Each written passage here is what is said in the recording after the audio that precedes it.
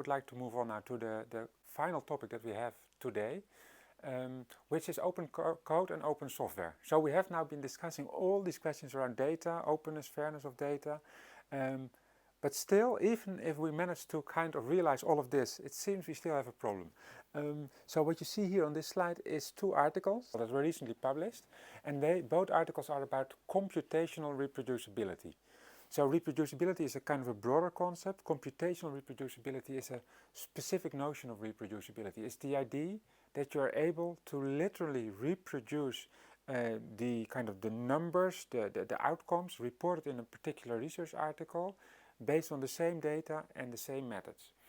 That's computational reproducibility, and these articles, they study the extent to which research is indeed computationally reproducible. So the article at the left is doing this for psychological research. The article at the right is looking at PLOS One papers that do certain specific statistical types of analysis.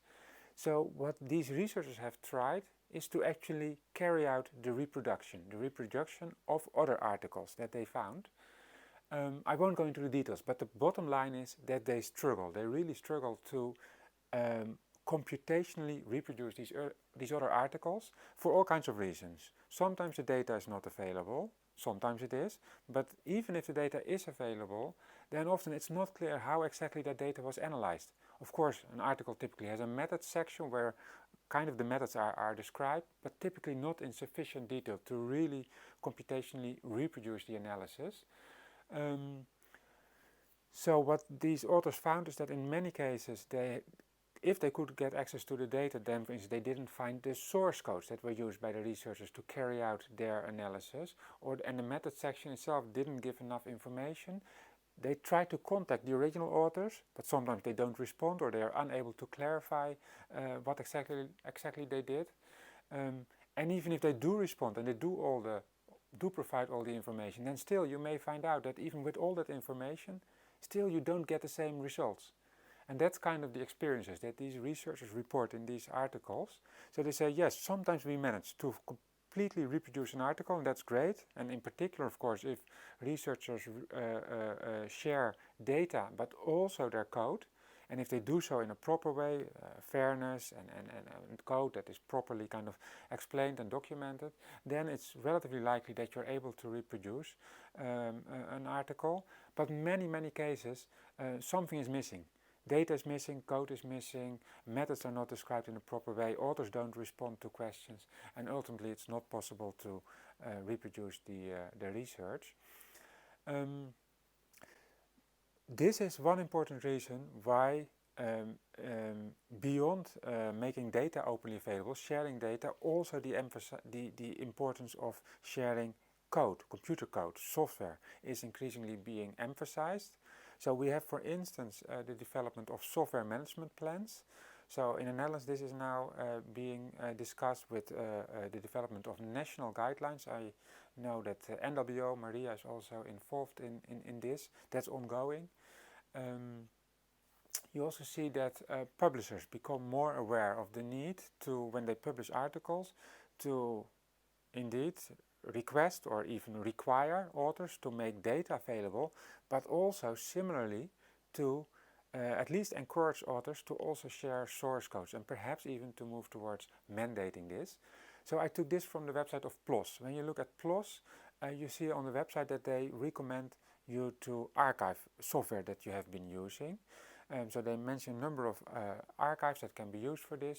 The most well-known one is GitHub, where you can archive software, source codes, but there are more of those. And PLOS is kind of urging authors to do that. In particular, they say if software is kind of central in your work, if your work is kind of really, in some sense, organized around a particular piece of software that you have used or that you've even developed yourself, then it's essential that that software is available to other people so that they can reproduce your work. You also have the need for long-term preservation of software. There are initiatives like this software heritage that is providing facilities for long-term preservation. It even has the ambition to preserve all source codes that humans make available, so that even goes beyond scientific software, but all open source codes they want to preserve. So for instance, eLife, the publisher eLife, they are working together with this software heritage. So when you publish an article in this journal, in the journal eLife, you're supposed to share your data, you're supposed to share your code, to make your code openly available, but not just in GitHub, the kind of the solution that most researchers normally adopt, but also in this software heritage to make sure that long-term preservation is guaranteed, and eLife is supporting researchers to do that. So this is the development that's now going on, this is the movement that is taking place, and there is one more step that is now happening, which I think is really interesting. So software, of course, should be cited just like data sets. Won't go into the details. But I do want to mention one more thing, and that is executable research articles. So even if you have data that is openly available and you have software that is openly available, even then it is not really straightforward often to reproduce the results of a particular study, because you need to understand how exactly that software was applied to that particular data set. So which parameters were used and all of these things. So the executable research article is an attempt to really fully integrate an article in the sense of a narrative description of a particular research project with the data that was used and the code that was used. And connecting all these three means that you enable the research article to be executed. So what it means is that the code that was used to obtain the statistics, the results reported in the research article, that code is made available kind of inside the article.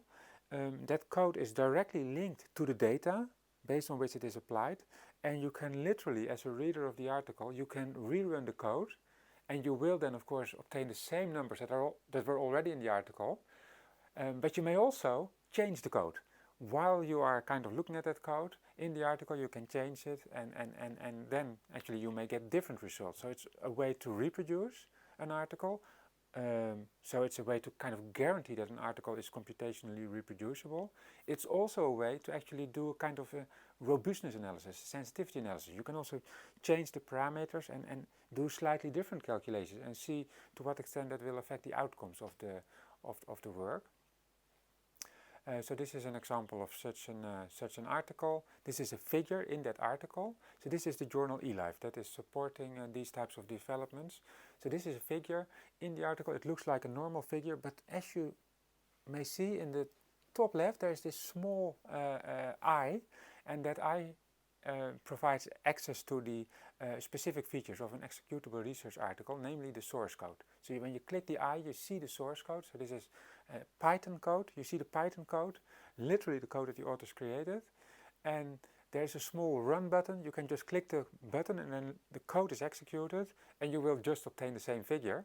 But you might also change the code and execute it, and then you may end up with a different figure, a different way of perhaps looking at the same data, or slightly different results if you change a little bit the way the calculations are done.